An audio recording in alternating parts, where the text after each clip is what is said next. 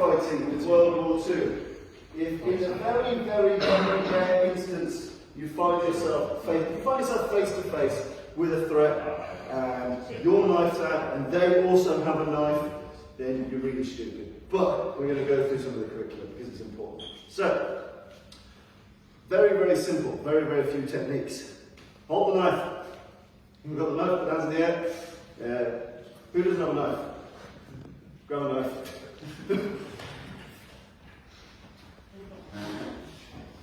Don't grab a real knife, it's just a caveat. Okay, so front arm, Fairburn sights, knife fighting. I thought you'd pick a real one then. Please go down.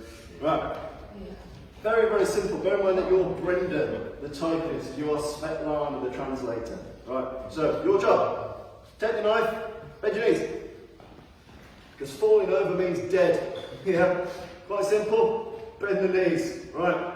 There are a couple of types, I'll borrow you say. Only things we want to do to that Jedi disarm, that is. Right.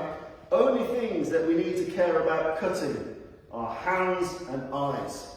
Everything else, pointless. So we need to get used to having our knees bent, and in any way we choose, bear in mind, remember the difference in energy between slicey. You are putting some weight behind this. Hands, eyes. These are the only things we care about. Why do we care about them? Because hands deliver weapons. So we want to shot that bloody weapon. Eyes make people react. So if I go through his eyes across his eye line, he will move. And he'll move and he'll become instantly a little bit more passive. So if I went hands, eyes, we're getting somewhere. But the whole principle of face-to-face usage of the Fairburn sights fighting knife is take the hands, take the eyes, lunge and stab, then this is the important bit, fuck off. Because the amount of people that get killed by dead people is phenomenal. If I go hands, eyes, stab, if he's not dead fast, we're now both dead. And if I die, that might mean that 500,000 people die on a beach, because the intelligence that's in my head is now leaking into the floor. Make sense?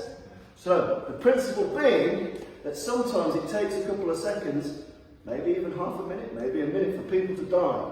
And if he's got a bladed implement, we need to get used to A, not falling over. So the first thing, blades out, don't fall over. Yeah?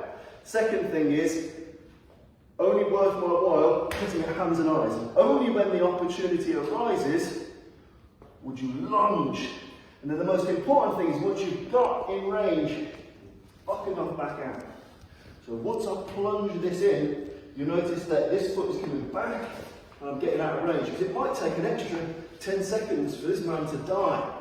I don't want to be here and the last moments, even if he doesn't have a knife, even if he was unarmed, I do this and he gouges my eyes, punches me in the throat, bites my nose off. How am I going to get back through an allied port with half my nose bitten off without looking suspicious? You know what I'm saying? It sounds stupid, but that little black eye might mean the difference between trusted telecommunications engineer or innocuous janitor to, you know what? Why the fuck do you have a black eye? Make sense? So, you need to get in the habit of, once you've landed the lunge, getting out of dodge. So in the drill, I want you to do this. I want you to face off, decide who the attacker is. I want you to get used to moving around and staying on balance. So there's no prescribed way of moving. The only important thing he says is bend the knees so you've got a bit of athletic posture. If you think like a sprinter, you won't be too far wrong. Yeah? But we're not getting into different command stances. It's just bend your knees so you don't fall over. Snap cuts at the hands, the eyes. Obviously don't go for the eyes, go for the top of the forehead. Be careful as you do this. In a more prepared seminars, I would have got goggles or fencing mats, but just fucking with it. Right? Snap cuts at hands, cuts at eyes. As soon as I get this in, his job is going to be slashed in my face. I want you to get out of dodge before he gets you. So as soon as I've lunged, I want you to out of dodge. Does this make sense? As soon as you get more comfortable working together, the guy that's just been stabbed and is about to die, who's stabbing about to die, I'm going to put a bit of venom, you're going to get out of dodge. Yeah? So lunge, stab me, get out of dodge. Your job to make it good for your opponent is put a bit of welly on that. This is your last thing alive that you're going to do. You want to wreak a bit of vengeance. Yeah? So once you stab me, you get used to the seriousness of this. And it might be that we need to rinse and repeat this 3 or 4 times. We might move it, he's going to cut my hands, going to cut my eyes. When he feels ready, he's going to lunge. Yeah, this might take 3 or 4 bats, but this is the only way to safely ensure that I don't A, die, or B, end up with incriminating fight or violence marks. So it makes a lot of sense.